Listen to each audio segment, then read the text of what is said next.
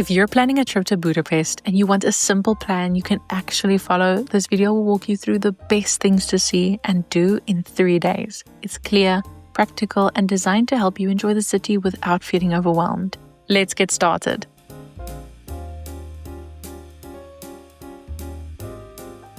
Budapest is actually 2 cities, Buda and Pest, separated by the Danube River and joined by several bridges, the most famous being the Chain Bridge. Buda is the hilly side where you'll find the castle district. We'll talk more about the different districts in a minute.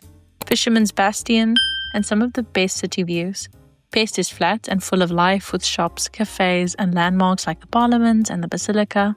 The Chain Bridge was the first bridge to join them in the 1800s, bringing both sides together as one city, Budapest.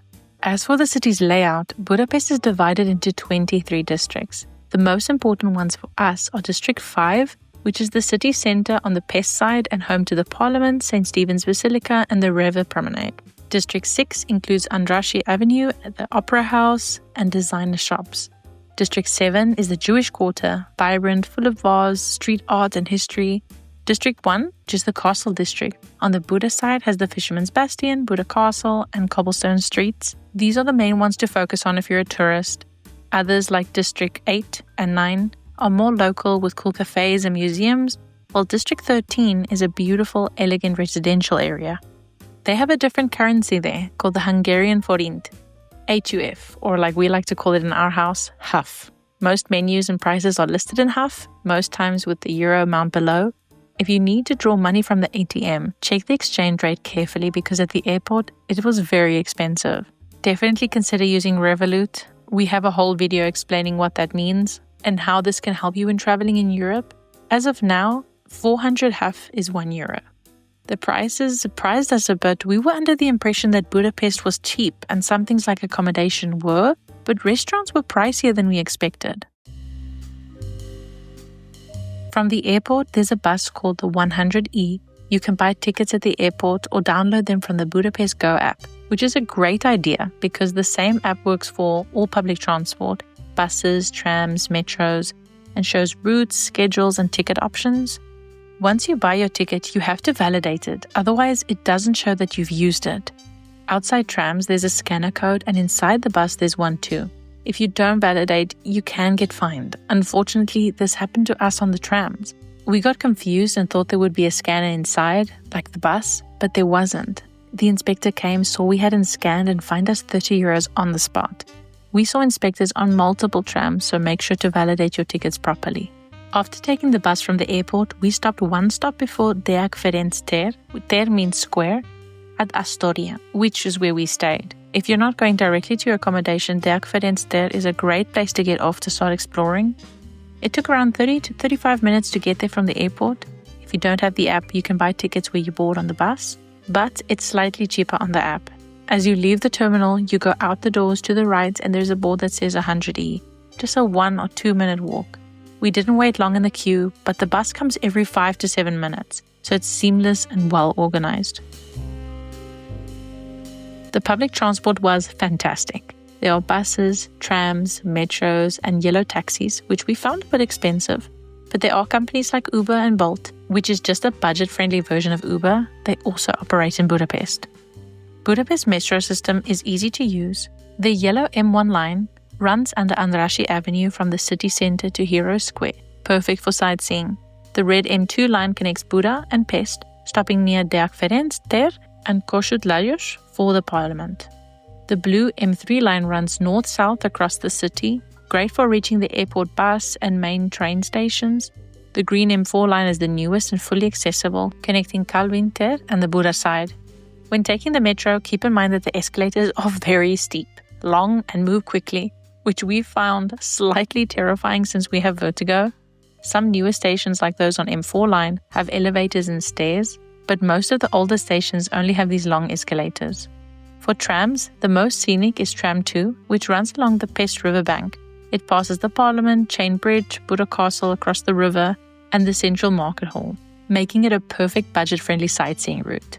Trams 4 and 6 are the main cross-city lines, busy but useful, running through the heart of Pest day and night. A single ride ticket for trams, metros, and buses costs 500 HUF, approximately €124. We highly recommend getting a 24-hour unlimited travel card for 2,750 half, around €7, or a block of 10 single ride tickets that cost 4,500 half, around €10. These are activities and attractions you can do so you can pick and choose what to fit into your itinerary and which to skip. At the end, we'll give you an idea of a great 3-day itinerary, but of course, you can adjust it to your liking since everyone travels differently. The most beautiful building in our opinion was the Parliament building, one of the largest in Europe.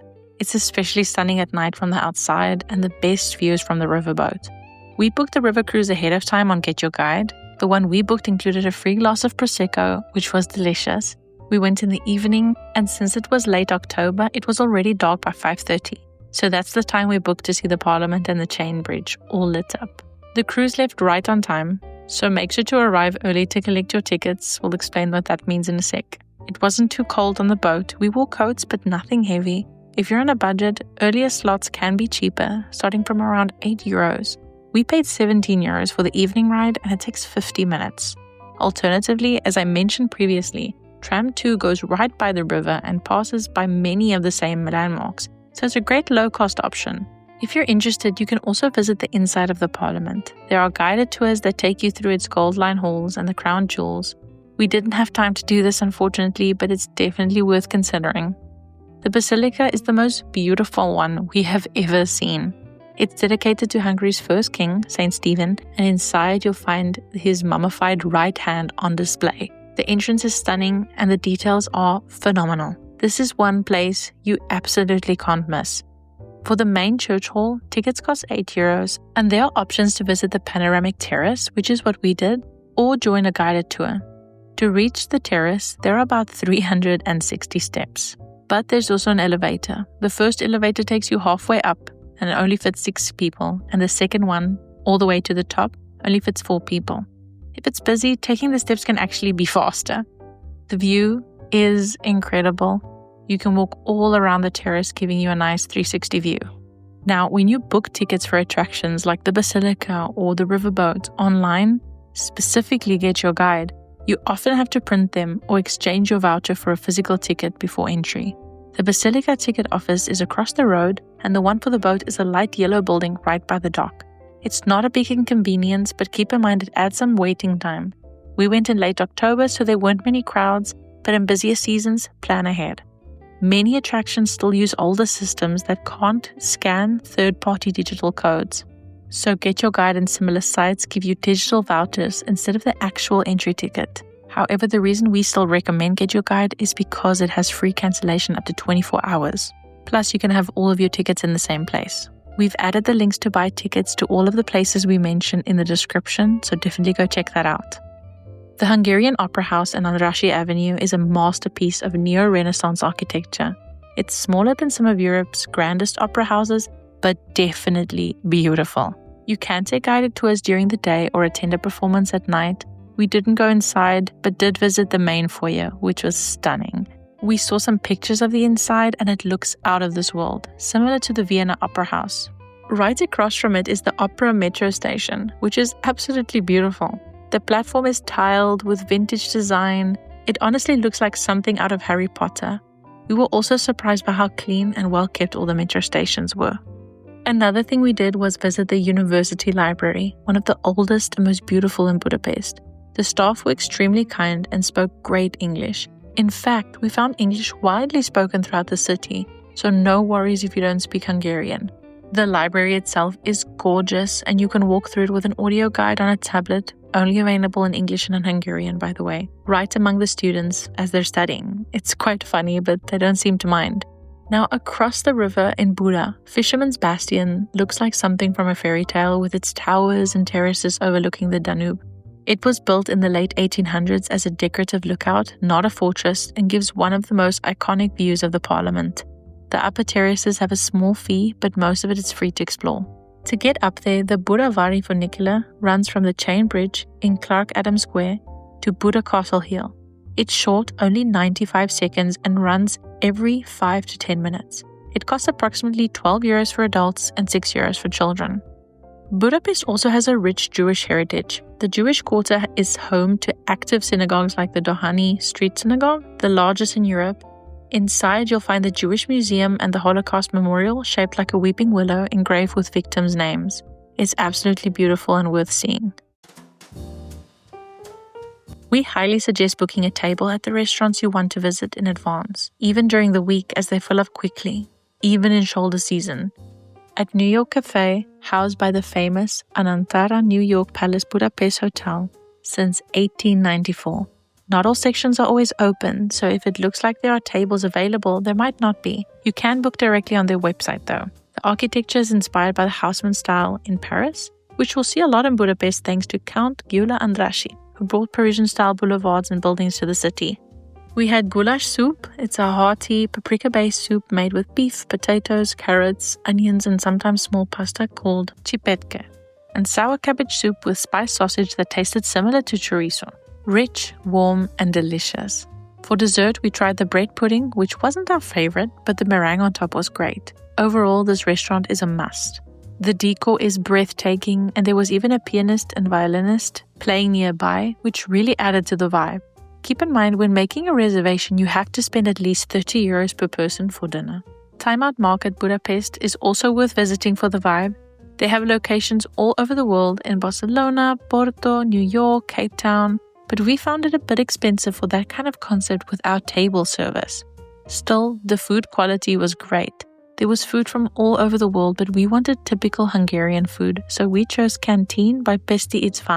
We had the schnitzel with potato salad and duck with warm cabbage, both traditional Hungarian dishes. For dessert, we had Kaiserschmarrn, an Austrian-Hungarian shredded pancake served with apricot jam and creamy custard. It was so good. We also tried this dessert in the Dolomites, which is quite close to Austria, so if you're interested, you can go check that video out after this one. You simply have to try chimney cakes. We went to a place called Pilce, which has 2 locations in the city close to each other. They make them fresh in front of you, rolling the dough around a stick that slowly turns while baking. You can choose from lots of toppings like Nutella, pistachio cream, or ice cream, like the apricot and ricotta flavor. But honestly, the plain version with vanilla sugar we tried was absolutely perfect as is. We didn't find that it even needed any of the toppings. They're big, delicious, and totally worth it. We visited Café Gerbon, a beautiful spot similar in style to La Durée in Paris. We tried the famous Dobos cake, which has thin sponge layers with chocolate buttercream and caramel on top. The decor is lovely. We don't recommend the gin and tonic with apricot liqueur. We tried it and didn't love the taste, but the cakes were so worth it. Louis Bakery is another great find. It's elegant and relaxed, with tables inside as well as upstairs and outside, with tree-lined streets and beautiful buildings. We had the quiche, which was really good in filling, and the cardamom bun and pain au chocolat. Both delicious. The service was excellent and the staff were very kind. Another great spot is the Strudel House. They make both savory and sweet strudels right in front of you. We had duck with potato strudel and sweet purple cabbage, plus the chicken one with creamy rice. For dessert, we had apple strudel and raspberry cheese curd strudel with salted caramel and whipped cream. So good. Definitely book ahead, it's popular. We went to Ida Bistro, just below Fisherman's Bastion. It's a lovely, sophisticated restaurant. We ordered the crumb pork served with peas and rice, as well as cranberry jam. For dessert, we had apple tart and Kaiserschmarrn again, served with apricot jam and applesauce. It was delicious. On our last day, we went to Parisi Udvar, the stunning hotel where we had breakfast in the cafe area, Parisi Passage Café, while listening to live violin music. We had the Eggs Benedict and the Belgian waffle, and both were good. Breakfast is only served until 12. Lastly, try the local liqueur called Palinka, made with different fruits, or take a bottle home like we did from a gift shop. We chose the apricot one, but they also make grape and plum versions. It's 50% alcohol, so it's meant to be mixed, not drunk on its own. It's perfect for adding to cocktails for Christmas or Thanksgiving dinner parties. At the same gift store, we picked up a porcelain hand-painted ornament, which we love doing on our trips. We always try to get an ornament for our tree and a magnet for our fridge. Okay, here's a simple itinerary that fits well with travel times and distances. You can easily change it up to match what you want to see. This is just a helpful starting point. Day 1, start your morning with breakfast at Louis Bakery, then head over to the Basilica. In the afternoon, grab lunch at Time Out Market, then visit the Dohani Street Synagogue. Then try traditional chimney cake at Pichler. For the evening, take a river cruise so you can see the Parliament lit up at night and finish with dinner at Strudel House. Day 2, begin the day with breakfast at Café Gerbon before visiting the University Library. In the afternoon, make your way to Fisherman's Bastion, then stop for lunch at Ida Bistro. In the evening, visit the Hungarian Opera House and have dinner at the New York Cafe. For day 3, start your morning at Parisi Passage Café, then visit the Hungarian National Museum. In the afternoon, explore the Central Market Hall and have lunch there. And to wrap up your trip, take an evening walk along the river, toward the Chain Bridge, and have dinner at one of the restaurants near the bridge. We stayed on the edge of the Jewish Quarter, which was super walkable and great value. The apartment, which we've linked in the description, was clean, beautifully decorated, and the host was friendly. It was also close to New York Cafe, about a 9-minute walk, and Time Out Market, about 2 minutes. Next time, we might stay closer to the river, but this area was so convenient with buses, metros, and trams that went directly to the main attractions. Depending on your budget and preferences, different districts offer different perks. District 5 is the best for first-time visitors. It's central and close to the Parliament, Basilica, and Danube Promenade, though it is pricier. District 6 is nearby and offers a quieter stay close to cafes, shops, and Andrassy Avenue. District 1 on the Buda side is perfect for longer, more relaxed stays. For more local, budget-friendly options, District 8 and 9 offer great value and are well connected. Okay, so all in all, we highly recommend visiting Budapest, especially if you love Parisian-style architecture and old-time charm. It offers many accommodation options for every budget. The transport system is easy and reliable, and English is widely spoken. The food and service are amazing. Just make sure to book restaurants in advance. And when booking activities, print your tickets or go early to exchange them for physical ones. We were blown away with how beautiful Budapest was, so you definitely have to come here. Thank you for watching. We hope you found this video helpful. Don't forget to like and subscribe, and we hope to see you in the next one. Safe travels!